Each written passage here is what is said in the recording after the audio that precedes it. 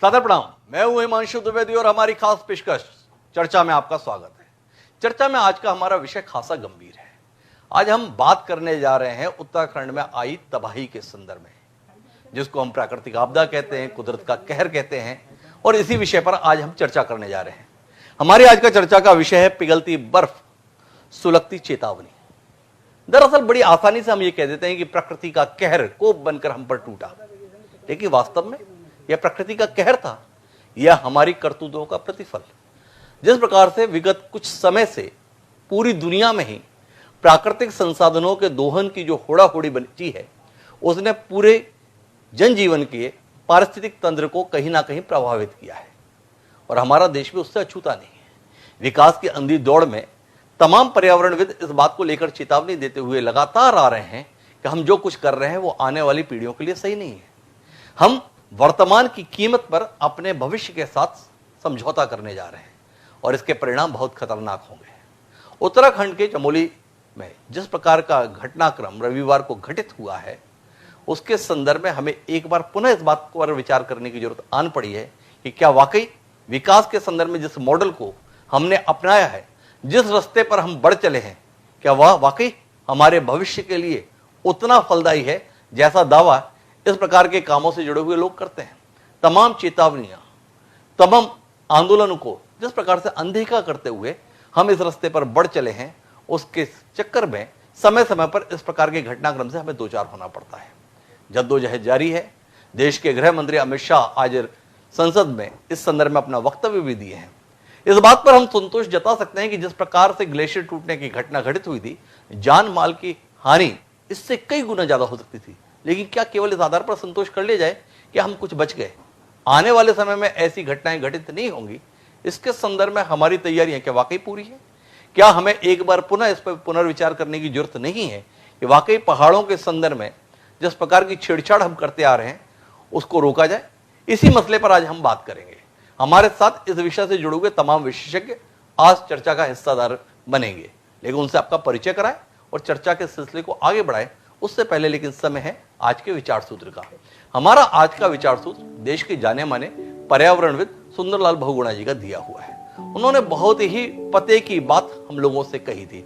उन्होंने हमें कहा था कि लग्जरी जीवन शैली और लिप्सा के कारण हम प्राकृतिक संसाधनों के साथ छेड़छाड़ कर रहे हैं। भूमि और जल हमारी पूंजी है, हमें ब्याज या लाभ पर जिंदा रहना चाहिए। आज हम पूंजी ही खा रहे हैं, ऐसे में किस प्रकार से समस्याओं का हल निकलेगा? बड़े पते की बात उन्होंने कही कि हम पूंजी को ही खाने लगे हैं, और जब हम पूंजी ही खाएंगे तो ब्याज और लाभ की तो बात ही भूल जाइए। तो क्या वाकई प्राकृतिक संसाधनों के संदर्भ में हमारा नजरिया इसी दिशा में नहीं बढ़ चला है? इसी पर आज हम बात करेंगे। हमारे साथ इस चर्चा का हिस्सा बनने के लिए तमाम खास मेहमान मौजूद हैं। हमारे साथ उत्तराखंड जो इस विभीषिका का सामना किया है, उसके जिम्मेदार मंत्री वीरेंद्र सिंह बिष्ट जी खासतौर पर इस चर्चा में हमारे साथ जुड़े हैं। हमारे साथ डॉक्टर सूर्य प्रकाश हैं, राष्ट्रीय आपदा प्रबंधन संस्थान के विभाग प्रमुख हैं। हमारे साथ सम्राट सेन गुप्ता जी हैं, जो कार्यक्रम निदेशक हैं विज्ञान एवं पर्यावरण संस्थान के। साथ ही हमारे साथ में विमल भाई भी हैं, जो मातुगंगा जन संगठन उत्तराखंड से जुड़े हुए हैं। थोड़ी देर में हमारे साथ में इस प्रकार की आवाज उठाने का एक मुखर चेहरा मेधा पाटकर जी भी साथ में होंगे। आप सभी का स्वागत है। लेकिन हम अपनी चर्चा के सिलसिले को शुरू करें उससे पहले एक बार उस बयान को सुनते हैं जो देश के गृह मंत्री अमित शाह जी ने आज राज्यसभा और लोकसभा के संदर्भ में दिया है। लापता व्यक्तियों को ढूंढने का कार्य भी बड़े पैमाने पर किया जा रहा है। राज्य सरकार ने जान गंवाने वालों के परिजनों के लिए 4 लाख रुपए की सहायता की घोषणा की है। घटनास्थल के नजदीक 13 छोटे गांव से एक पुल बह जाने के कारण संपर्क बिल्कुल कट गया है।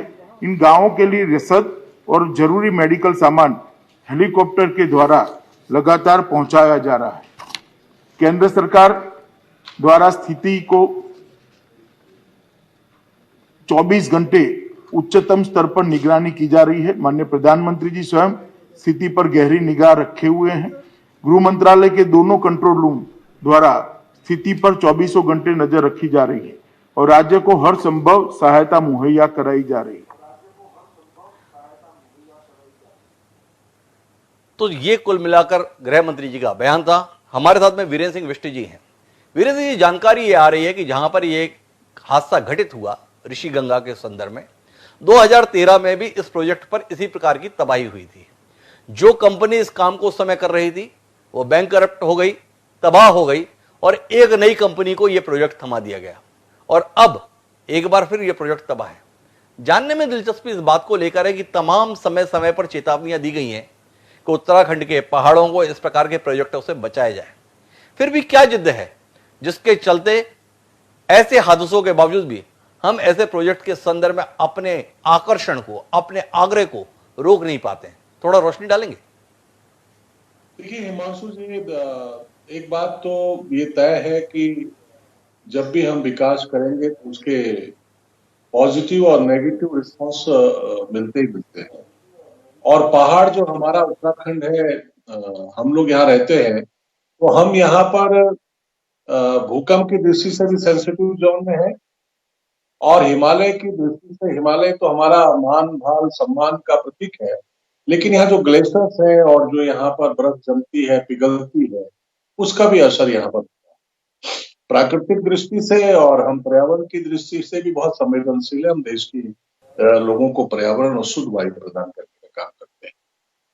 जहां तक इस घटना का प्रश्न है, निश्चित रूप से घटना बहुत दुखदायी है और इसने हम सबको हिला के रखा है। हम सब इस घटना से परेशान भी हैं, दुखी भी हैं, और हमारे लोग हमसे हताहत हो गए हैं, हमसे दूर चले गए हैं। हमारी जो भारत की जनता है, हमारे राज्य की जनता है, हमने अपने लोगों को खोया है। विकास एक निरंतर प्रक्रिया है। यहाँ 2013 में भी जब हमारी उत्तराखंड राज्य में त्रासदी आई थी, उस समय इसी प्रोजेक्ट, जो ये प्रोजेक्ट है, इस प्रोजेक्ट की तबाही हो गई थी, जबकि इसके जो मालिक थे वो भी स्वयं इसमें मलबे में दब गए थे। उसके बाद फिर प्रक्रिया प्रारंभ हुई, दोबारा टेंडर प्रक्रिया हुई, फिर ये हमने प्रोजेक्ट दूसरे हाथों में दिया। अब ये अकस्मात होने वाली घटनाएं हैं। जब भी देवी आपदा आती है, कोई भी इस तरीके की आपदा आती है, अकस्मात आती है, लेकिन उस घटना आने के बाद हम कितना तैयार है इस घटना से निपटने के लिए और उसका प्रबंधन करने के लिए। तो हमने, उत्तराखंड सरकार ने, जो हमारी त्रिवेंद्र सरकार है, इसने देश और प्रदेश को ये विश्वास दिलाने का काम किया है कि ऐसी जो घटना हुई है उसके बाद हमने जिस तरीके से राहत कार्य किए, लोगों के बचाव कार्य किए, लोगों तक राहत पहुंचाई। स्वयं मुख्यमंत्री 2 घंटे में वहां पहुंच गए, 2 दिन उन्होंने वहां पर प्रवास किया, लगातार संपर्क में है। देश के प्रधानमंत्री लगातार चिंता कर रहे हैं, गृह मंत्री लगातार चिंता कर रहे हैं। हमने इस घटना से उबरने के लिए जितने ज्यादा प्रयास हो सकते थे हम किए हैं। उसका परिणाम रहा कि 32 लोग अभी तक रिकवर हो गए हैं, और हमने 1-2 टनल्स में लोग फंसे हुए थे।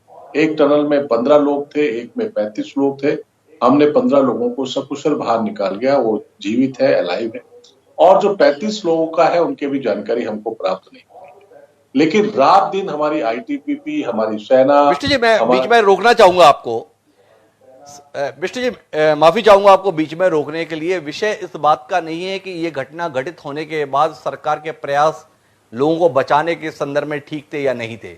वो तो पूरा देश देख रहा है कि सभी लोग सामूहिक भावना से उन लोगों को बचाने की कोशिश में वो सफल भी हो रहे हैं।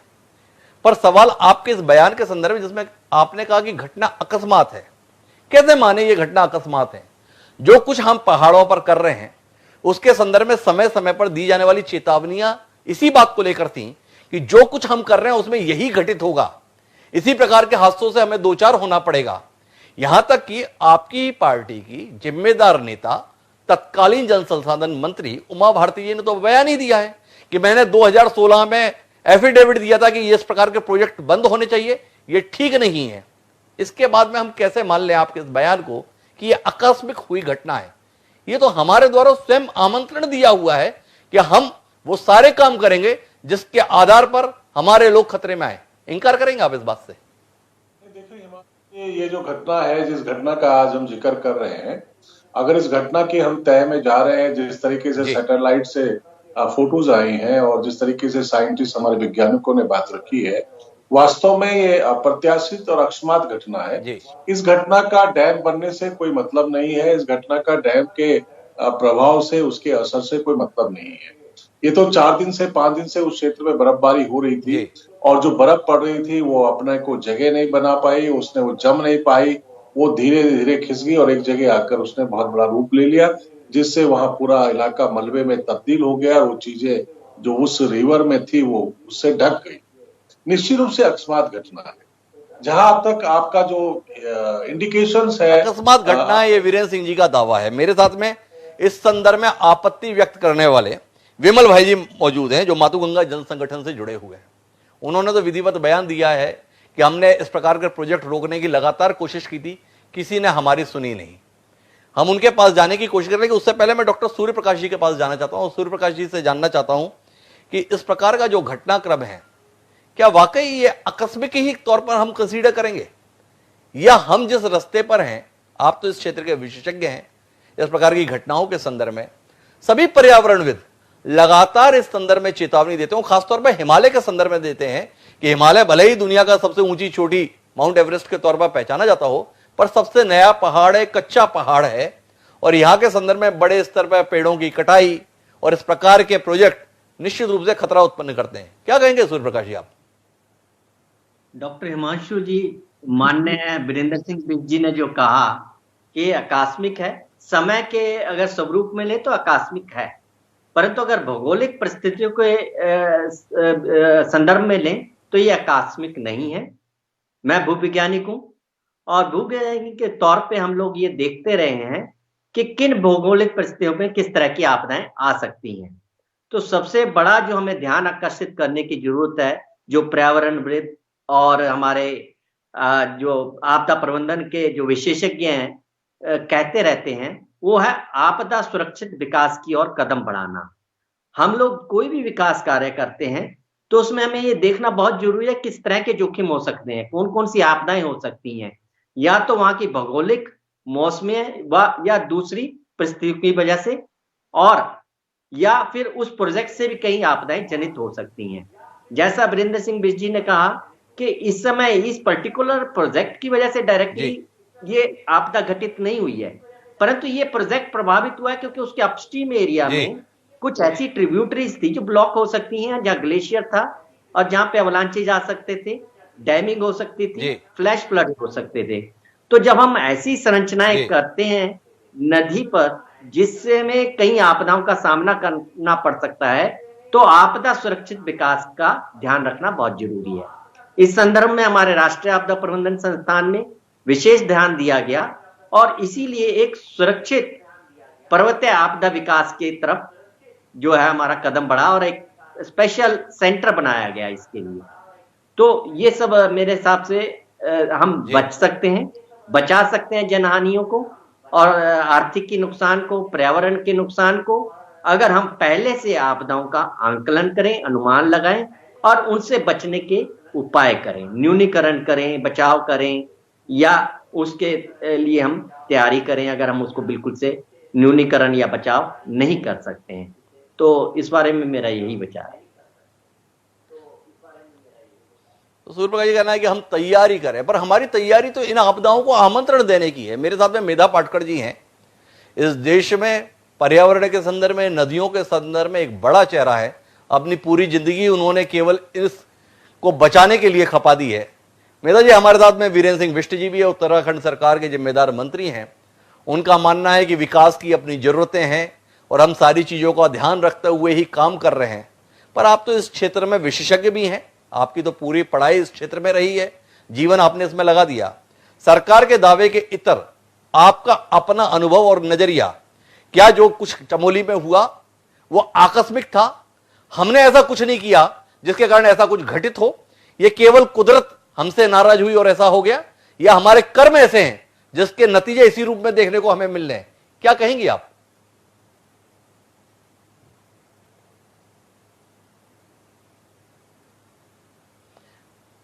आपका शायद म्यूट का बटन दबा हुआ है मेधा जी, मैं आग्रह करूंगा कि उसे अनम्यूट कर दें।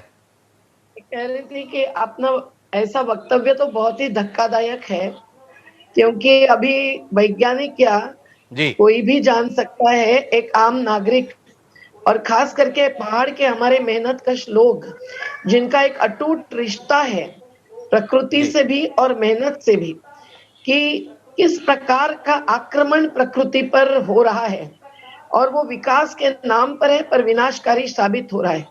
ये दुखद बात है कि 2013 की इतने बड़े हादसे के बाद भी, जिसमें एक अर्थशास्त्री भरत झुनझुनवाला भी शामिल हो गए और उन्होंने सुप्रीम कोर्ट में केस लगा दी, जो कि पहले तो नर्मदा के बांधों के पक्ष में थे, हाँ, जब वो लंदन स्कूल ऑफ इकोनॉमिक्स में इकोनॉमिस्ट थे। लेकिन उनको सलाम करना चाहिए कि उन्होंने वापस आने के बाद उत्तराखंड का पूरा हकीकत और वास्तवता समझकर सुप्रीम कोर्ट में लगाकर बहुत सारे प्रोजेक्ट्स को रोकने का आदेश दिया। ये क्यों दिया गया? क्योंकि जो पर्यावरण शास्त्र है वो एक तरह, और उसके आधार पर ही अगर पर्यावरणीय कानून और नियम इस देश में बने हुए हैं तो क्या उसका भी पालन किया जाता है? पब्लिक हियरिंग एक माध्यम है कि जो सही में धरातल से जुड़े हुए लोग हैं, जिनके पास अधिक ज्ञान होता है, विज्ञान औरों के पास होगा, लेकिन विज्ञान में ज्ञान कभी कभी लुप्त होता हुआ दिखाई देता है, क्योंकि दबाव प्रभाव इतने होते हैं पूंजी निवेशकों के और नियोजनकर्ता, जिनमें राज्यकर्ता, शासनकर्ता शामिल होते हैं, और उनके वोट बैंक से ऐसे प्रोजेक्ट्स और विकास का नाम भी जुड़ा रहता है, और इसलिए वो कुछ नहीं सोचते हैं, गहराई में नहीं उतरते हैं, कानून का पालन भी नहीं करने देते हैं। मैं बिष्ट जी से नहीं कह रही हूँ, किसी व्यक्ति पर आरोप नहीं लगा रही हूँ, पर आज व्यवस्था पर्यावरणीय कानून बनाने के पक्ष में क्यों है?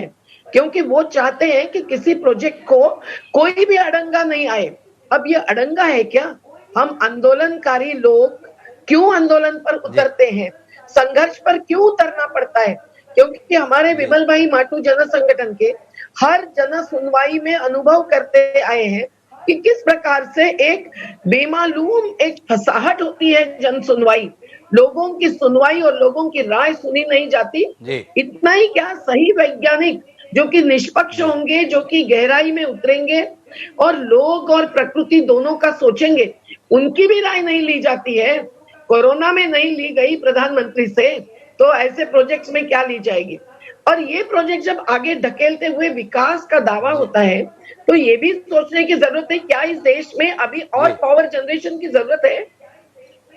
पूरी संबंधित विभाग और एजेंसी जैसे सीईए बार बार कह रही है कि अभी और पावर जनरेशन की जरूरत नहीं है, जरूरत है जो अभी बिजली पैदा हुई है उसका सही न्यायपूर्ण बंटवारा, जो गैर बराबरी मिटा देगा।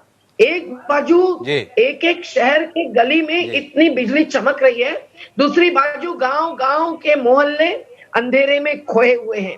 सिंगरौली के जैसे जगह पर भी जहां पावर बनती है, उत्तराखंड का भी एक प्रकार से लूट हो रही है, संसाधनों पर आक्रमण हो रहा है, और वो बिजली कहां जा रही है? उत्तराखंड को कितनी और बाकी लोगों को कितनी? और इसमें जब कंपनियां आती है तो शासन और कंपनी के साथ लड़ना भी मुश्किल होता है। हाँ, हम आंदोलन जीवी है, प्रधानमंत्री को हम कहना चाहते हैं, बहुत सुंदर नाम दिया आपने, आंदोलन जीवी, आंदोलन भावी, आंदोलन के एक जीवन का संबंध है, और इसीलिए जब लोग संघर्ष पे उतरते हैं, अहिंसक संघर्ष, सत्याग्रही संघर्ष, तब वो जो कहते हैं उसको सुनवाई नहीं होती, सुना नहीं जाता। तो ऐसा ही होगा उत्तराखंड में। जब मैं जा रही थी, विमल भाई और हम लोग जोशी मठ की तरफ, यमुनोत्री की तरफ, हादसे के बाद राहत के लिए, तो हमने धौली गंगा देखी, वहां उमा भारती जी आके गई थी, नीचे मंदिर थी, आज वो रहा नहीं। अब उमा भारती जी भी जब जल संसाधन मंत्री थी, कुछ नहीं करने दिया उनको, और वो भी कुछ नहीं आगे ढकेल पाई, तो वो आखिर वहां मंत्रालय से चली गई। नर्मदा की हकीकत भी वैसे के वैसी रही। आज हम लोग हर नदी में, हर नदी घाटी में ये देख रहे हैं कि पूरे नदी घाटी का जायजा नहीं लिया जाता है, पर्यावरणीय और सामाजिक असरों का अध्ययन नहीं किया जाता है, और पोस्ट फैक्टो प्रोजेक्ट आगे बढ़ाने के बाद या सशर्त मंजूरी लेकर उसको बढ़ावा दिया जाता है। और फिर ये जो ग्लेशियर्स नीचे आ रहे हैं, ये भी तो पर्यावरणीय असर का ही मुद्दा है। ग्लेशियर्स पिघल रहे हैं, बर्फ पिघल रहा है क्योंकि तापमान बढ़ता जा रहा है, और पहाड़ों पर आक्रमण से मिट्टी ही नहीं, बर्फ भी नीचे आ रहा है, पानी भी नीचे आ रहा है, और ऐसे बड़े बड़े टनल्स जिन्होंने पहाड़ को ही खोद दिया, ये बहुत ही भयंकर अतिक्रमण जी। है। शासन और इंसान अगर प्रकृति पर अतिक्रमण करेगा तो प्रकृति तमाचा देते ही रहेगी, और इसलिए जो दोषी है उनको दोषी करार करना जरूरी है, उसके लिए निष्पक्ष जांच होना जरूरी है, केवल राहत नहीं पुनर्वास भी होना जरूरी है। पर आखिर में सब लोग भुगतते हैं, प्रकृति भुगतती है, शासन तो बदलती रहती है, इसीलिए हम दोषी नहीं करार करते। यही शासन तो हमारी बदलता रहता है। मेधा पाटकर जी का मानना है जो कुछ भी हो रहा है वो हमारे कर्मों का ही नतीजा है। मेरे साथ में सम्राट सेन गुप्ता जी हैं, विज्ञान एवं पर्यावरण संस्थान के विभागाध्यक्ष हैं। वो हमारे को इस विषय पर किसी नतीजे पर पहुंचाने में बड़े मददगार होंगे। सम्राट सेन गुप्ता जी, आपसे जानने में दिलचस्पी इस बात को लेकर है कि इन प्रोजेक्ट के संदर्भ में हमेशा ही रिपोर्ट्स बनती हैं, इनका पारिस्थितिक आकलन किया जाता है, पर्यावरणीय क्षति के संदर्भ में भी आकलन होता है जब प्रोजेक्ट की मंजूरी होती है। बहुतायत देखने में आया है कि ये प्रोजेक्ट की रिपोर्ट समय अनुसार बदलती भी रहती है। आपसे जानने में दिलचस्पी है कि एक तरफ मेधा पाटकर जैसे सामाजिक कार्यकर्ता हैं जो ये मानते हैं कि इस प्रकार के प्रोजेक्ट सिवाय जनहानि के अलावा और कुछ देने वाले नहीं है। दूसरी तरफ बिष्ट जी जैसे लोग हैं जिनका मानना है कि आखिरकार जो आबादी आ रही है इसको अगर विकास की मुख्य धारा में शामिल होना है तो प्राकृतिक संसाधनों का एक समुचित उपयोग करना जरूरी है। जब हम थर्मल पावर प्लांट के लिए जाते हैं तो भी पेड़ कटते हैं, तभी कोयला जमीन के अंदर से निकलता है। जब हम पानी से बिजली बनाने की बात करते हैं, सबसे सस्ती बिजली अगर कोई बनती है तो वो पानी के संदर्भ में माना जाता है, क्योंकि कोई रॉ मटेरियल है नहीं, पानी बह के आता है, बिजली बन जाती है। लेकिन दोनों ही मसलों पे मेधा पाटकर जैसे आंदोलनजीवी, जो उन्होंने अपने संदर्भ में प्रधानमंत्री को कोट करते हुए शब्द इस्तेमाल किया है, मुखालफत में रहते हैं। समाधान क्या है? जब जब ऐसा हादसा होता है तब तब लगता है कि सरकार की नीति और तरीका और उद्योगपतियों का लालच यही इस सब के लिए जिम्मेदार है। आप किसी नतीजे पे पहुंचा सकते हैं? नमस्कार। पहले तो मैं आप लोगों का क्षमा मांगता हूं जी। क्योंकि मेरा हिंदी शायद सही मीन्स उतना सही नहीं है, तो मेरे को बीच बीच में अंग्रेजी यूज करना पड़ेगा। जी देखिए, आज जो डिस्कशन हो रहा है इसको पॉलिटिकल टर्मिनोलॉजी लेके वहाँ मेरा वो फील्ड नहीं है, तो मैं वहाँ बात करना नहीं चाहता हूँ। मैं टेक्निकली इसको देखना चाहता हूँ।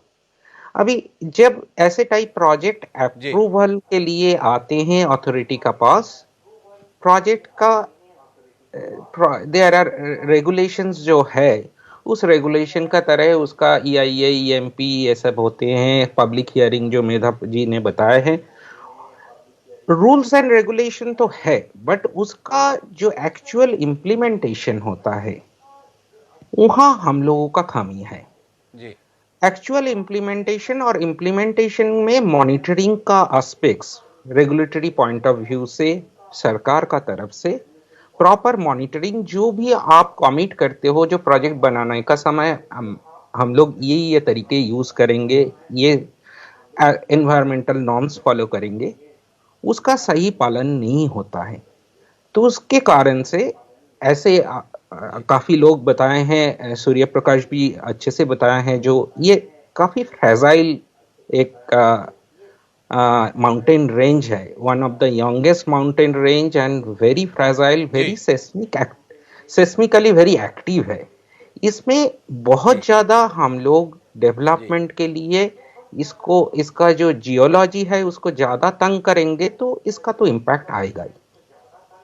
अभी इसका मतलब नहीं है जो हम लोग कोई डेवलपमेंट में ना जाए, बट प्रोजेक्ट से ये ज्यादा बेसिन और समूह उस एरिया का वाटरशेड लेवल में ये इम्पैक्ट स्टडी हो, और ये इम्पैक्ट स्टडी हुआ था पहले 2012-13 में गवर्नमेंट का तरफ से, बट आप वो इम्पैक्ट स्टडी को अच्छे से देखोगे तो वो बायोटा मीन्स उसका पेड़ पौधे और इसका जो बाकी स्पेसीज है, एनिमल स्पेसीज और बर्ड स्पेसीज, उसमें लिमिटेड रह गया। इसका जियोलॉजिकल एस्पेक्ट्स वो स्टडी का टर्म्स ऑफ रेफरेंस में रहते हुए भी वो स्टडी में जियोलॉजिकल एस्पेक्ट्स में इसका क्या इम्पैक्ट हो सकता है, उसका बहुत सारे साइंटिफिक मॉडलिंग हो सकता है। मॉडलिंग करके उसका एक नतीजे में पहुंचने के लिए हम लोगों को कितना इंटरवेंशन करना चाहिए, वहां 10 प्रोजेक्ट बनना चाहिए क्या 2 प्रोजेक्ट बनना चाहिए, वहां इतने मीन्स एक ही बेसिन में कॉन्टिन्यूसली 3-4 प्रोजेक्ट एक ही लाइन में बनाने के लिए, उसमें वो जियोलॉजिकल स्ट्रेटा जिसका पर्टिकुलर जो गांव है जहां से ये चिपको आंदोलन चालू हुआ था, इसका आप पीछे जाओगे जो 1970s में इस बेसिन में बहुत बड़ा बाढ़ आया था।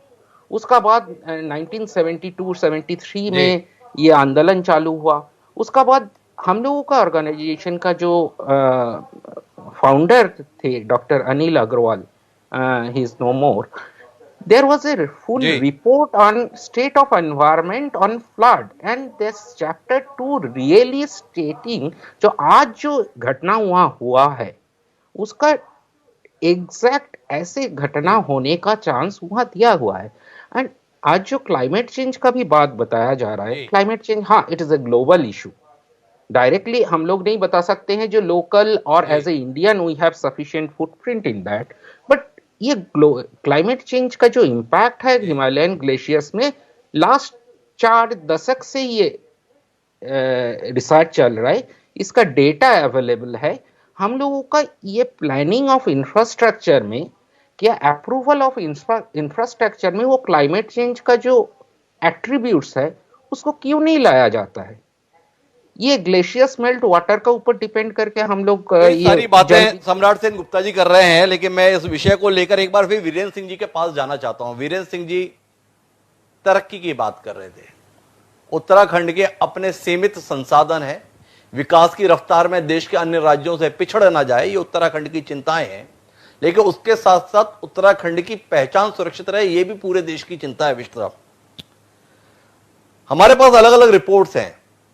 एक टिहरी बांध के संदर्भ में था, उस समय यह कहा गया था कि टिहरी बांध बन जाए उसके बाद में कोई और बांध हम नहीं बनाएंगे, लेकिन बाद में पता चला कि आपने तो जो है तकरीबन 70 से ऊपर, आपसे आशय जो भी सरकार रही उन्होंने 70 से ज्यादा प्रोजेक्ट यहां के संदर्भ में दे दिए। पूरी दुनिया बोलती है कि ये पहाड़ इस प्रकार के प्रोजेक्ट के लिए सुरक्षित नहीं है। आपसे जानने में दिलचस्पी है कि सुप्रीम कोर्ट में हलफनामा है जल संसाधन विभाग का, 39 में से 24 रिपोर्ट प्रोजेक्ट पर तो स्वयं सुप्रीम कोर्ट ने रोक लगा रखी है। फिर भी क्या जिद है कि आप इन प्रोजेक्ट को करना ही चाहते हैं? क्या तात्कालिक रूप से आर्थिक संसाधनों को जुटाना अपने ही राज्य की जनता को खतरे में डालने से ज्यादा महत्वपूर्ण है? ये एक मौलिक सवाल लोगों के जहन में है। थोड़ा सा इस शंकाओं का कोई समाधान करने की स्थिति में आप हैं वीरेंद्र जी? देखिए डॉक्टर हिमांशु जी, जहां तक आपकी चिंता है, और हमारी बहुत बड़ी समाज सेवी हैं डॉक्टर मेधा पाटकर जी हैं, और हमारे जो साइंटिस्ट बैठे हुए हैं, इन सब की चिंता एक स्वाभाविक है कि सब लोग पर्यावरण के क्षेत्र में काम कर रहे हैं। हमारे सामने दोनों चीजों की प्राथमिकताएं हैं कि हमें डेवलपमेंट भी करना है, हमें जो अपनी आवाम है, अपने क्षेत्र के लोग हैं, उनके लिए हमें डेवलपमेंट उनके दरवाजे तक भी लेकर जाना है। अगर उस क्षेत्र में आबादी है, लोग रहते हैं, तो उनको हमें बिजली भी पहुंचानी है, उनको हमको सड़क भी देनी है, वहां तक हमको रेल का टर्मिनल भी लेके जाना पड़ेगा, और रेल भी लोगों तक पहुंचानी हमारी प्राथमिकता रहेगी आने वाले समय में। लेकिन जहां तक ये प्रोजेक्ट्स बनते हैं, हाइड्रो प्रोजेक्ट्स की ऊपर हम आज बात कर रहे हैं, इसको बनने के लिए भी जो भारत सरकार की जो गाइडलाइंस है, एनजीटी की जो बीच में गाइडलाइंस है, सुप्रीम कोर्ट का जो समय समय पर मार्गदर्शन मिलता है, उसका भी हम पालन करते हैं। और हमारे सामने बिजली तो एक संकट है कि हमने बिजली उत्पादन करना है, दूसरा हमारे लिए है कि हमने राजस्व भी रेवेन्यू भी जनरेट करना है, और जनता हमारे प्राथमिकता में है, जनता हमारे केंद्र में है, कि जनता को हम सुविधाएं भी दें और जनता की हम रक्षा भी करें, उनके लिए हम बेहतर प्लान भी बना सकें। तो सरकार इन सभी चीजों को लेकर आगे बढ़ जी और सरकार इन सभी चीजों को लेकर आगे बढ़ रही है। आपसे जानने में दिलचस्पी है कि ऋषि गंगा प्रोजेक्ट 2 बार हादसे का शिकार हो गया है। क्या उम्मीद करते हैं वीरेंद्र सिंह जी, तीसरी कोशिश करेंगे या कम से कम ये प्रोजेक्ट अब तो यहीं पे ही समाप्त माना जाए? देखिए, जो भी अब गाइडलाइन आएंगी, जो भी भारत सरकार की गाइडलाइन मिलेगी, एनवायरमेंटल डिपार्टमेंट से हमारे एनडीटी हैं, बहुत सारे लोग इसमें काम कर रहे हैं, संस्थाएं काम कर रही हैं, जो भी आगे मार्गदर्शन आएगा उस पर हम काम करेंगे। अभी तो हमारा ये है कि जो लोग वहाँ हताश हैं, जो गांव के संपर्क टूट गए हैं, वहां तक हम जो सरकार की सहायताएं हैं, मुख्यमंत्री त्रिवेंद्र सिंह रावत जी जो काम कर रहे हैं वो लोगों तक पहुंचाएं। जो 35 लोग अभी टनल के अंदर हैं उनको हम किसी तरीके से राहत दिन करके बाहर निकालें, ये हमारी जिम्मेदारी है। उन लोगों के लिए गृह प्लान बन रहा है, राज्य सरकार ने भी जो अनाउंसमेंट किए हैं, और हमारे केंद्र सरकार का जो ऊर्जा मंत्रालय एनर्जी डिपार्टमेंट है उसने भी उन लोगों के वेलफेयर के लिए जो काम किया है वो निश्चित रूप से एक उत्साहवर्धन है। प्रधानमंत्री की लगातार चिंता कर रहे हैं। जो भी हमारे पास सरकार की गाइडलाइंस आएंगी हम उस पर। आपने मेरे सवाल को बड़ी आसानी से, मैं माफी चाहूंगा बीच में रोकने के लिए, आपने मेरे सवाल को बड़ी आसानी से केंद्र सरकार के हवाले कर दिया। उत्तराखंड की जनता ने बड़े भरोसे के साथ आपकी सरकार को अस्तित्व में लाया, लोगों ने अपना भविष्य आपको सौंपा, राज्य के संदर्भ में फैसले लेने की जिम्मेदारी आपकी है। 2 हादसे ऋषि गंगा पावर प्रोजेक्ट के संदर्भ में हो चुके, कंपनी तबाह हो चुकी, अभी भी 250 लोग लापता हैं। इसके बाद भी वीरेंद्र सिंह जी आपको लगता है कि इसके संदर्भ में केंद्र सरकार फैसला करे, आपकी राज्य सरकार कोई नजरिया, कोई मंतव्य, कोई दृष्टिकोण, कोई स्पष्ट बात कहने की स्थिति में नहीं है? इतना असमंजस क्यों? नहीं, असमंजस की कोई स्थिति नहीं है। देखिए, जो भी हमारे पावर प्रोजेक्ट्स होते हैं, जिनको भी हम लेके आते हैं, ये सारे पावर प्रोजेक्ट जो है भारत सरकार के अकॉर्डिंग ही सामने आते हैं और भारत सरकार ही इसमें परमिशन देती है। और बिना भारत सरकार के परमिशन से इन पावर प्रोजेक्ट्स को तो हम बना ही नहीं सकते। हमारे जितने भी पर्यावरणविद है, अपने साइंटिस्ट यहाँ बैठे हैं, वो सब जानते हैं। हमारी प्राथमिकता मैंने आपको गिना दी है कि जनता हमारे केंद्र में है, जनता को कोई असुविधा न हो, उनका भविष्य सुरक्षित रहे और उन तक हमको विकास पहुंचाना है। हमने जैसे रिवर्स प्लाइन भी अभी राज्य में लागू किया है, प्लाइन रोकने के लिए हमने प्लाइन आयोग बनाए हैं। जब तक हम लोगों के बीच में डेवलपमेंट नहीं लेके जाएंगे डॉक्टर हिमांशु जी, तब तक लोगों का ठहराव नहीं हो पाएगा। ये त्रासदी आई है, ये दुर्भाग्य है, लेकिन त्रासदी से बचने के लिए हमने लोगों में विश्वास जताया है। लोग हमारी सरकार पर हम पर भरोसा करते हैं कि खुदा न खास्ता कोई बात अगर हो जाती है तो सरकार उनके साथ है, उनको राहत देने के लिए, उनको पुनर्वास करने के लिए, उनके लिए बेहतर प्रबंध करने के लिए सरकार पर लोगों का भरोसा रहता है और हमारी सरकार के ऊपर लोगों का भरोसा है। हम रात दिन इस पर काम कर रहे हैं। एक बहुत छोटी सी बात, अगर हम खेतों में काम भी करते हैं, हल भी लगाते हैं, तो निश्चित रूप से जो हमारी जमीन है उसको कष्ट तो होता ही है, उसका दुष्प्रभाव भी सामने आता है और उसका प्रभाव भी सामने आता है। जो भी हम काम करेंगे उसके दोनों इफेक्ट हमारे सामने आएंगे, लेकिन हमने आगे बढ़ना है, पीछे मुड़कर नहीं देखना है। लेकिन पीछे जो गलतियां हुई है उसमें हम सुधार करेंगे, उसका जो बेहतर से बेहतर सुधारात्मक जो सामने रोड मैप आएगा उस पर हम अमल करेंगे। मैं आपकी भावनाओं के साथ हूँ। राज्य सरकार भी अपनी उसी द्वंद के शिकार है जो बात हमने कार्यक्रम की शुरुआत में की थी कि सरकार को विकास भी करना है और उसके साथ में पर्यावरण के संदर्भ में ध्यान भी रखना है। वीरेंद्र सिंह जी उसी उलझन में है। अधिकांश मुद्दों पर उन्हें लगता है कि केंद्र सरकार सुझाव दे, जो ऐसा वो सुझाएगी हम वैसा कर लेंगे। लेकिन केंद्र में सुझाएगा कौन? जल संसाधन मंत्रालय ने 2016 में कहा कि ये प्रोजेक्ट नहीं होने चाहिए, लेकिन उसकी सुनी किसने? पर्यावरण मंत्रालय और बिजली मंत्रालय दोनों ने कहा ये प्रोजेक्ट तो होना ही चाहिए। और जब प्रोजेक्ट हो रहे हैं तो क्या कुछ घटित हो रहा है वो भी हम देख रहे हैं। हमारे साथ में विमल भाई जी जुड़ गए हैं मातुगंगा जन संगठन से। उनकी बहुत शिकायतें हैं सरकारों को लेकर, नजरिए को लेकर। उन्हीं से सुनते हैं कि ये जो हादसा हुआ है ये कुल मिलाकर एक अचानक हो गई गलती का नतीजा नहीं है, बल्कि ये तो केवल प्रकृति का जैसा मन हुआ वैसा हो गया, या हम लगातार काम ऐसे कर रहे हैं जिसमें ऐसे हादसों से हमें लगातार दो चार होना है। क्या कहेंगे विमल भाई आप? शुक्रिया आप लोगों का। और बहुत ही खुशी की बात है कि मंत्री जी सामने बैठे हैं। मैं बहुत विनम्रता से कुछ प्रश्न पूछना चाहूंगा जो मेरे मन में है। एक तो ये कि जल संसाधन मंत्री, और अब तो खैर वो जल शक्ति हो गया, गंगा शब्द ही उस मंत्रालय में से हट गया आपकी जब दोबारा सरकार आई। तो आपको याद दिलाना चाहूंगा कि जब 2013 की आपदा आई थी तो 13 अगस्त 2013 के अंदर में सुप्रीम कोर्ट ने सुओ मोटो लेकर के Anuj Joshi Alaknanda hydro power project versus Anuj Joshi case के अंदर में एक मोरेटोरियम दिया था कि उत्तराखंड की तमाम नदियों पे, तमाम बांधों के ऊपर में केंद्र और राज्य सरकार कोई स्वीकृति नहीं देगी।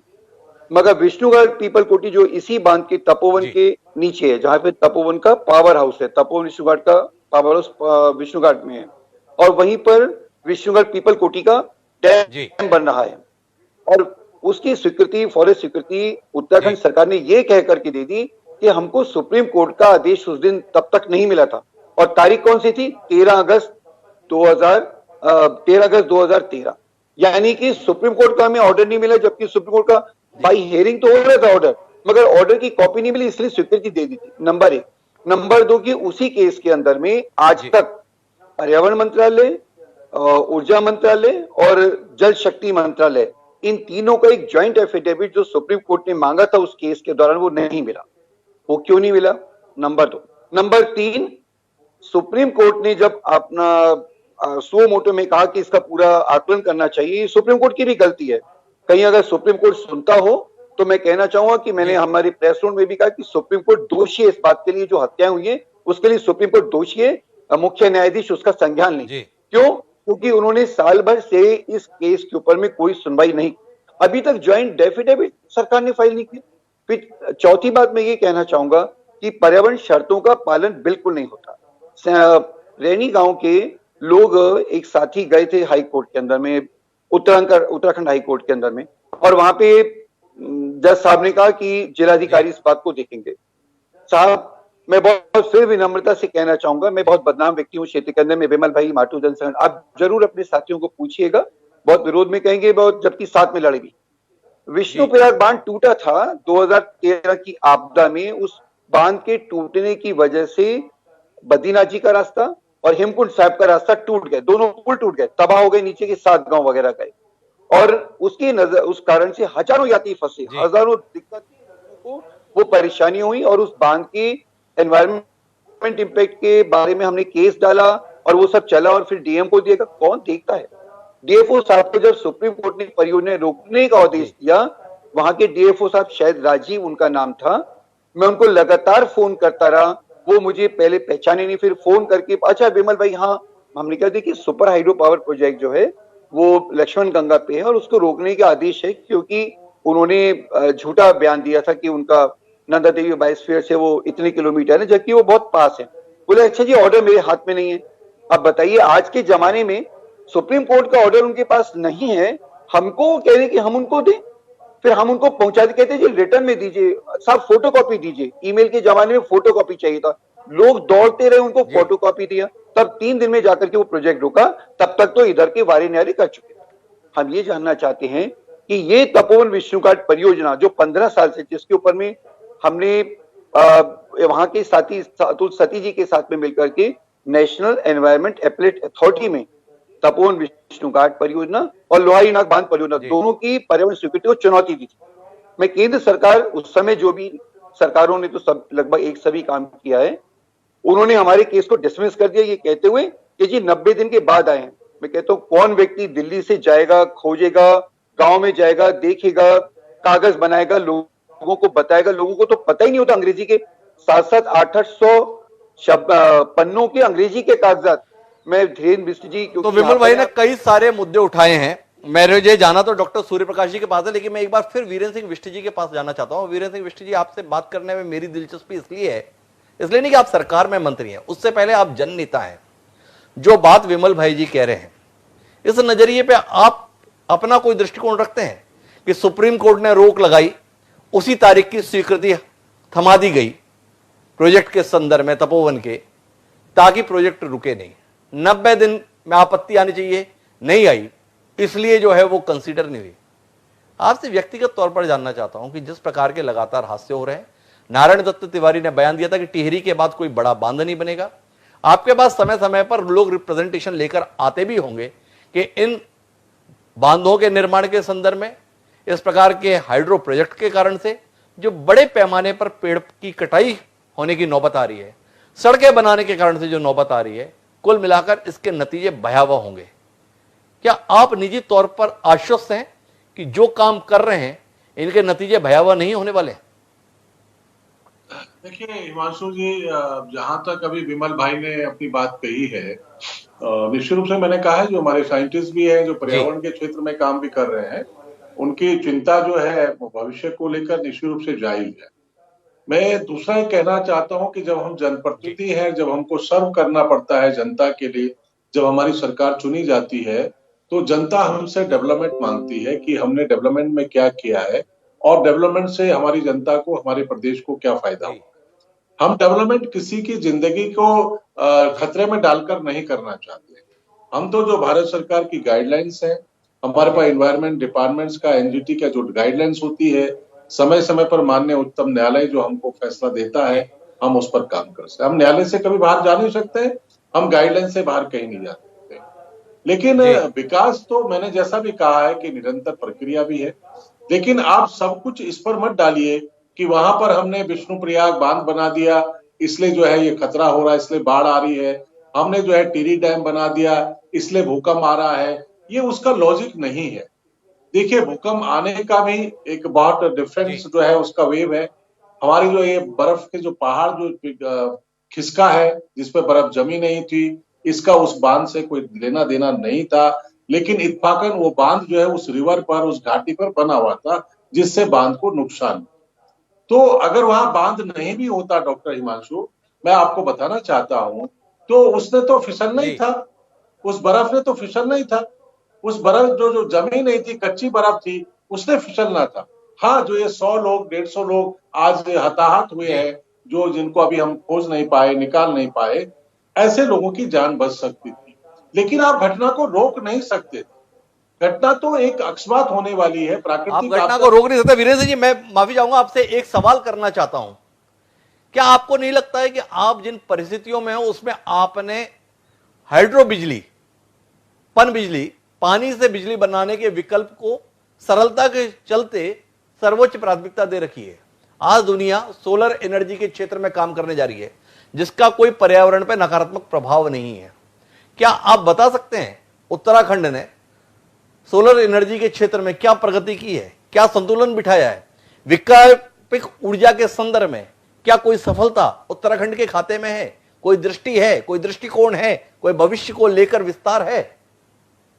हाँ डॉक्टर हिमांशु, बहुत अच्छी बात आपने कही है। हम इस विषय पर अभी तक नहीं आ पाए, लेकिन हमने इस योजना में जो भी हमारा जो प्रारंभिक 2020-21 का वर्ष रहा है, हमने सोलर एनर्जी के क्षेत्र में बहुत काम किया है, बहुत आगे बढ़कर काम किया है और हमने लोगों को प्रोत्साहित किया है। हमने उनको बिना जो है इंटरेस्ट का ऋण भी लोगों को दिया है, बैंक से उनके लिए सहूलियत भी डाली है। और मुझे डॉक्टर हिमांशु आपको बताते हुए बहुत खुशी हो रही है कि सोलर एनर्जी के क्षेत्र में लोगों ने बहुत तेजी से बहुत बड़ा जो है प्रोजेक्ट लगाकर काम करना शुरू कर दिया है। इवन लोगों ने अपने घरों में भी सोलर लाइट से जो है लाइट पैदा करके उसको बेचने का काम प्रारंभ किया है। हमारी सरकार इस ओर बहुत तेजी के साथ बढ़ रही है। भारत सरकार ने भी इसमें हमको बहुत ज्यादा सहायता करी है कि सोलर एनर्जी के क्षेत्र में हम आगे बढ़े और मुख्यमंत्री त्रिवेंद्र सिंह रावत जी लगातार इसमें काम कर रहे हैं और सोलर एनर्जी के क्षेत्र में मैं आपको विश्वास दिलाता हूं कि हम आत्मनिर्भर भारत के तो इस पर ध्यान देना शुरू किया। ये वीरेंद्र सिंह जी का कहना है। मेरे साथ में सम्राट सेन गुप्ता जी और विमल भाई दोनों ही कुछ कहना चाह रहे हैं। मैं पहले सम्राट सेन गुप्ता जी के पास चलता हूं उनकी तकनीकी बात सुनने के लिए, और विमल भाई उसके बाद मैं आपके पास आऊंगा, आपको अपनी बात कहने का पूरा मौका मिलेगा। लेकिन पहले सम्राट सेन गुप्ता जी कुछ तकनीकी तौर पर जो विष्ट जी कह रहे थे, सामान्य मंत्री जी, उनकी बात का कोई प्रतिवाद करना चाह रहे हैं या हस्तक्षेप करना चाह रहे हैं? एक बार सम्राट सेन गुप्ता जी की बात सुनते हैं। जी गुप्ता साहब। हाँ, मेरा एक क्वेश्चन है मंत्री साहब को। जो हम लोग इसको रोक नहीं सकते हैं जी, बताया गया है, बट ये जब प्रोजेक्ट जब अप्रूवल होता है, एनवायरमेंटल अप्रूवल होता है, कंस्ट्रक्शन अप्रूवल होता है, एक अर्ली वार्निंग सिस्टम का बात अप्रूवल में रहते हैं। मैं ये पर्टिकुलर प्रोजेक्ट का डॉक्यूमेंट नहीं देखा हूं, बट जनरली ये अर्ली वार्निंग सिस्टम इस पर्टिकुलर टेरेन में होना चाहिए। नहीं है तो क्यों नहीं है, वो एक देखना है, और है तो उसका क्यों इम्प्लीमेंटेशन हुआ नहीं है। जो भी थ्योरी है, कहां से ये पानी आया, जो भी बर्फ टूटने का, क्या ग्लेशियर्स का टूटने का, क्या लेक फॉर्मेशन का जो भी है, ये घटना और पानी आने का बीच में ज्यादा से ज्यादा मीन्स कम से कम 2 से 3 दिन का गैप रहा होगा, जो मैं टेक्निकली समझता हूं। तो एक अर्ली वार्निंग सिस्टम रहने से हम लोग तो 200 प्राण मीन्स आदमी को बचा सकते थे। उसका कहाँ इम्प्लीमेंटेशन है? बेसिन लेवल जब स्टडी पहलू दिया है सम्राट सेन गुप्ता जी ने कि अर्ली वार्निंग सिस्टम अगर होता जो ये 200 जाने जो गई हैं इनको शायद बचाया जाना संभव था। मैं डॉक्टर सूर्य प्रकाश जी का व्यू लेने के लिए जाऊंगा इस बात के संदर्भ में, लेकिन उससे पहले विमल भाई जो कुछ हस्तक्षेप करने जा रहे हैं एक बार उनकी बात सुनते हैं। जी विमल भाई, आप कुछ कहना चाह रहे थे जब वीरेंद्र सिंह बिष्ट जी ने जो बातें कही उसके संदर्भ में, आपकी बात। जरा पॉइंटेड कहने दीजिएगा हिमांशु भाई। पहली बात तो ये कि मंत्री जी बार बार विकास के लिए कह रहे हैं, तो मैं बता दूं आप विकास किसको मानते हैं। आपके हमारे उत्तराखंड के अंदर में, हमारे उत्तराखंड में सड़कों की तो चारधाम यात्रा में तो खैर पूरा सत्यानाश किया ही जा रहा है पूरे घाटियों का, मगर अभी तक स्वास्थ्य सेवाएं नहीं है।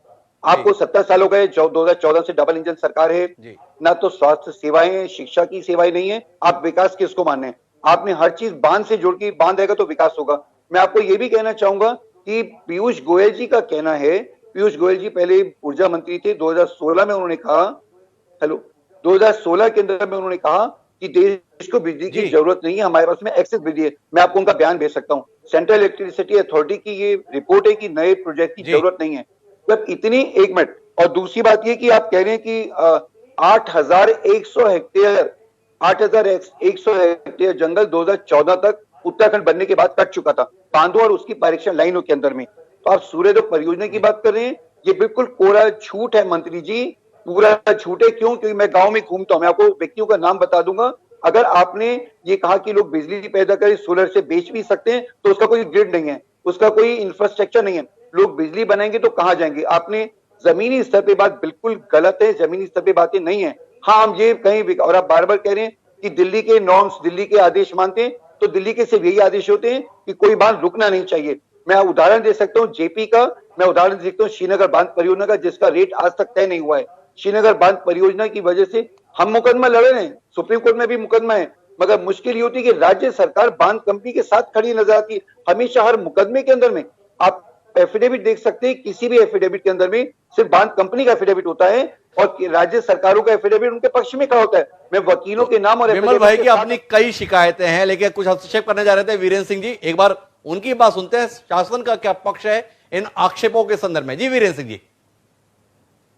जी वीरेंद्र जी, आप अपनी बात स्पष्ट रख सकते हैं। परिभाषा को प्रचलित किया है और आपने बताया है कि उत्तराखंड में अस्पतालों की क्या स्थिति है। मैं बताना चाहता हूं कि जब हमारी सरकार अभी आई, त्रिवेंद्र सरकार, त्रिवेंद्र जी मुख्यमंत्री बने, हमारे पास 1034 डॉक्टर थे। आज हमने 2600 डॉक्टरों की पूर्ति करी है। हर डिस्ट्रिक्ट सेंटर में हमने आईसीयू सेंटर खोला है।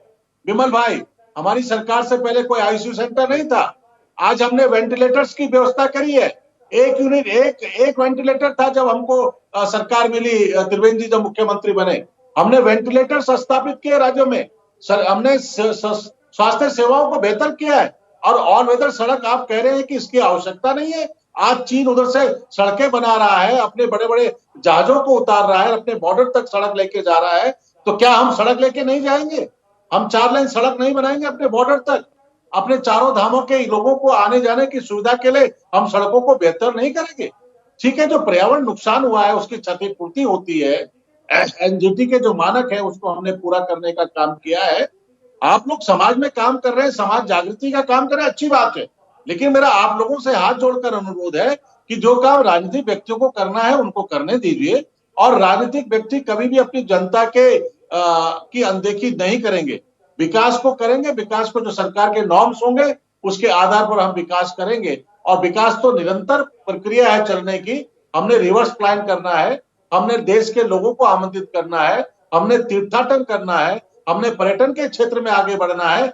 जब इन क्षेत्रों में हमको आगे बढ़ना है तो हमको बुनियादी ढांचा ठीक करना पड़ेगा।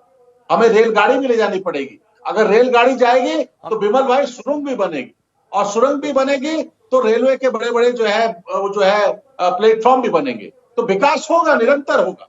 हमने प्रदेश में भारतीय जनता पार्टी की सरकार ने अपने मुख्यमंत्री त्रिवेंद्र सिंह रावत जी के नेतृत्व में चहुमुखी विकास किया है। और सूर्यधार जो हमारी योजना है, ये हमारे लिए आइकॉन योजना है।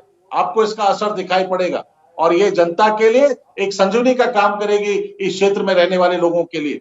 आप सोलर प्लांट की बात कर रहे हैं, आइए मेरे साथ डिबेट करिए। मेरा आपसे एक सवाल है वीरेंद्र सिंह जी। वीरेंद्र सिंह जी, एक सवाल आपसे है। आपकी विकास के संदर्भ में आग्रह बहुत ज्यादा है, विकास को लेकर आपकी तड़प बहुत है, विकास को लेकर आपकी भूख बहुत है, विकास को लेकर आपके अंदर इच्छा शक्ति बहुत है। लेकिन आपसे जानना ये चाहता हूं कि ऐसा तो नहीं कि आपकी गति बहुत तेज हो गई है विकास के संदर्भ में और उसकी कीमत इस प्रकार के हादसों के रूप में चुकानी पड़ जाए राज्य को और देश को।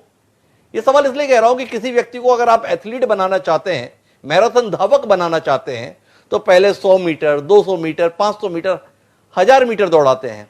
अगर आप सीधे ही उसे 40 किलोमीटर की दौड़ पर लगा देंगे तो पता चला 20-30 किलोमीटर में उसने दम तोड़ दिया। यह खतरा आपको महसूस नहीं होता क्या वीरेंद्र जी? एक सवाल है आपसे व्यवहारिक किस्म का, शायद आपका कोई नजरिया सामने आए। मैं एक बात कहना चाहता हूं, उत्तराखंड के जनपदों में जब आप रहना शुरू करेंगे, वहां आएंगे तो आपको हॉस्पिटल भी चाहिए, आपको ट्रेन भी चाहिए, आपको स्कूल भी चाहिए, आपको चौड़ी सड़कें भी चाहिए।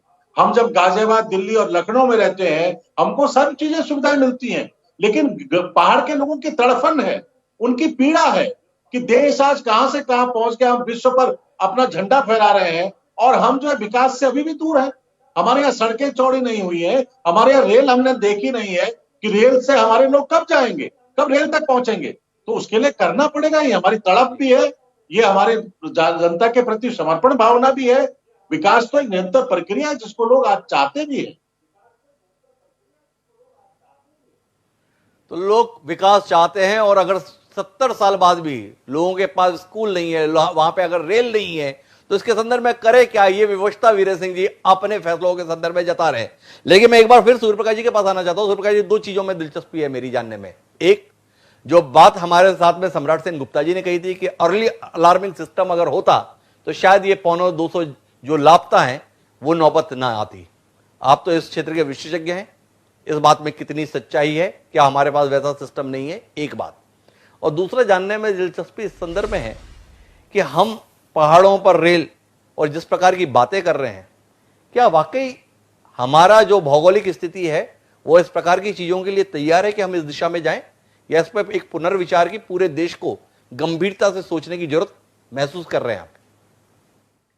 डॉक्टर हिमांशु जी, मैं आपको संक्षिप्त में बताना चाहूंगा। मैं बैकग्राउंड से भूवैज्ञानिक हूं, तो भौगोलिक परिस्थिति और जियोलॉजी के बारे में बहुत अच्छे से जानता हूं कि हिमालय में क्या होता है। और उत्तराखंड में विशेषकर मुझे ज्यादातर बातों के बारे में मालूम है। सन 1991 20 अक्टूबर के अर्थक्वेक से लेके अब तक जितनी आई है, ज्यादातर में मैं एसोसिएटेड रहा हूं, चाहे वो भूस्खलन हो, चाहे बाढ़ हो, चाहे आग हो, सभी में मैंने देखा है। परंतु जब आपने ये मेरे से बात कही अर्ली वार्निंग की, जो सेन गुप्ता जी ने उठाई, बहुत उचित बात कही। मैं इसको आपको एक्सप्लेन करना चाहूंगा 6 E's की टर्म में। हमें बैलेंस चाहिए, एनर्जी, इकोनॉमिक्स, एनवायरनमेंट और emergencies and early warning systems में। ये सब हम एम्पावर कर सकते हैं पब्लिक को, अगर हम लोग उचित ज्ञान का सही समय सही स्थान पे उपयोग करें। हम अपने ज्ञान और संसाधन को बहुत बार गलत इस्तेमाल कर जाते हैं। जैसे महात्मा गांधी ने कहा कि there is enough for our need but not for our greed. तो प्रकृति ने हमें सब कुछ दिया है, परंतु हम कभी कभी उसका अनुचित इस्तेमाल या गलत इस्तेमाल करते हैं, तो ये परिस्थितियां पैदा हो सकती हैं जिससे बहुत बड़ी हानि हो सकती है, चाहे वो जनहानि हो, चाहे आर्थिकी या पर्यावरणीय। तो अब एक बात आती है कि जब हम आपदा प्रबंधन के दृष्टिकोण से देखते हैं, तो हम ये देखना हमेशा विकास ऐसा देखना चाहते हैं जिससे विनाश ना हो। जो मेधा जी ने भी कहा कि विकास विनाश ना बन जाए, विकास ऐसा हो जिससे विनाश कम हो जाए। तो हमें ये दृष्टिकोण की ज्यादा जरूरत है जी। और इसके लिए हमारे आपदा प्रबंधन कानून में भी प्रोविजंस हैं और पर्यावरण के कानून में भी प्रोविजंस हैं। परंतु जैसे हमारे कुछ चर्चाकर्ताओं ने कहा कि एनफोर्समेंट थोड़ी सी हमारी पुअर हो जाती है। तो जब हम धरातल स्तर पे जाते हैं, वहां एनफोर्समेंट सबसे ज्यादा इंपॉर्टेंट है कि जब कोई भी ऐसा विकास कार्यक्रम हो रहा है, तो वहां के जो लोग हैं, जो वहां की संस्कृति है, वो वहां का सामुदायिक ज्ञान है और वहां के संसाधन हैं और जो वहां के वैज्ञानिक हैं जिन्होंने वहां पे काम किया है, उनकी संतुष्टि जरूरी है। तो जैसा आपने भी बोला कि एक दिन में हम 40 किलोमीटर नहीं दौड़ सकते, तो प्रयास तक चाहिए और सस्टेनेबल संतुलित भी चाहिए। तो ये तत् संतुलित विकास की तरफ, हमें सुरक्षित विकास की तरफ बढ़ने की जरूरत है। विकास की जरूरत सबकी है, जैसा वीरेंद्र सिंह बिष्ट जी ने कहा हमें। तो विकास को हम पीछे नहीं छोड़ सकते। विकास कैसा होना चाहिए जरूरी है। और आपने जैसा फोकस किया कि तीव्र विकास अनायोजित विकास या प्रकृति के विरोधाभास का जी। विकास, वो विनाश होगा, विकास नहीं होगा। तो विकास की परिभाषा विमल भाई जी ने भी तो पूछी। कुल मिलाकर अगर तो हम कार्यक्रम को अब अंतिम मोड़ पर ले जाते हैं तो कुछ बातें तय निकल कर आती हैं। एक, कि उस क्षेत्र में विकास की जरूरत तो है। देश के अन्य राज्यों के मुकाबले उत्तराखंड को प्रगति के पथ पर कहीं ज्यादा गति के साथ जाने की जरूरत है। ये वीरेंद्र सिंह बिष्ट जैसे राजनेताओं के सामने एक चुनौती है। लेकिन उसके साथ ही चुनौती विकास की रफ्तार में कहीं हम विनाश की ओर ना बढ़ जाए, इस पर भी चिंता की जाने की जरूरत है। बेहतर होगा कि देश में राजनेता, सामाजिक संगठन जिसमें विमल भाई जैसे लोग हैं और डॉक्टर सूर्य प्रकाश और सम्राट सिंह गुप्ता जैसे विशेषज्ञ, इन सबको मिल बैठकर यह विचार करना होगा कि हम एक संतुलित और सुरक्षित विकास की दिशा में आगे बढ़े, ना कि विकास की अंधी दौड़ में किसी कुएं में जाके गिरें और इस प्रकार के हादसों के लिए अपने आप को सामने खड़ा ठगा सा पाए। उम्मीद है इस दिशा में विचार करेंगे, क्योंकि वो तमाम लोग जिन्हें ये करना है वो आज इस कार्यक्रम में मौजूद है। उम्मीद है इस चर्चा के निष्कर्ष किसी न किसी नतीजे पर पहुंचने में इन सबके लिए मददगार होंगे। आप सबका बहुत बहुत धन्यवाद इस चर्चा का हिस्सा बनने के लिए। समय है अब आज के शेर का। हमारा आज का शेर इन परिस्थितियों को ही समर्पित है। जिस प्रकार की परेशानियों से हम गुजर रहे हैं, उन परेशानियों के मद्देनजर हमने इस विकास की चुनौती को ही इस शेर में दिया है। एक बार देखें स्क्रीन पर कि हमारा आज का शेर क्या कुछ कहता है। हमारा आज का शेर कहता है कि जलते घर को देखने वालों, फूस का छप्पर आपका है। जलते घर को देखने वालों, फूस का छप्पर आपका है। आपके पीछे तेज हवा है, आगे मुकद्दर आपका है। उसके कत्ल पे मैं भी चुप था, मेरा नंबर अब आया। मेरे कत्ल पे आप चुके हैं, अगला नंबर आपका है। तो कुल मिलाकर पर्यावरण के संदर्भ में जो चुनौती है, पर्यावरण के साथ जिस प्रकार की छेड़छाड़ है, वो केवल वहां का विषय नहीं, हम सबका विषय है। समय रहते अगर हम इस बात को समझ लेंगे तो हमारा नंबर नहीं रह जाएगा। इस बात के संदर्भ में आप सचेत रहें। आज के इस कार्यक्रम में इतना ही। कल एक बार फिर मिलेंगे किसान आंदोलन को लेकर। अभी दीजिए मुझे याद। सादा प्रणाम।